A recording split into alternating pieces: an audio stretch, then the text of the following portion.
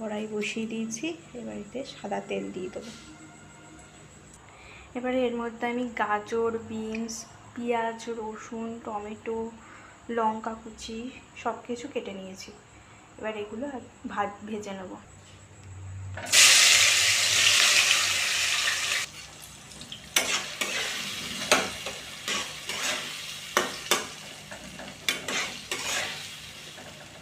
এর মধ্যে আমি সামান্য নুন দিয়েছি, নুন দিলে কি জিনিসটা ভালো মজে যাবে। তারপর আমি একে একে এর মধ্যে সসটা দেবো। একটু স্পাইসির জন্য একটু টেস্ট হয়, আমি এখানে একটু গোলমরিচ দেবো।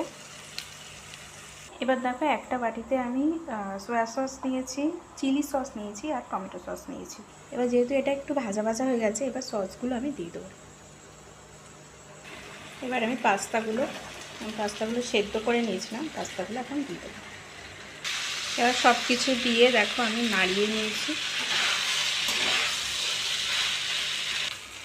আমার পাস্তা বানানো রেডি। তোমরা কিন্তু কন্টিনিউ নাড়তে থাকবে, নাহলে না নিচে লেগে যাওয়ার একটা চান্স থাকে। তো রেডি পাস্তা।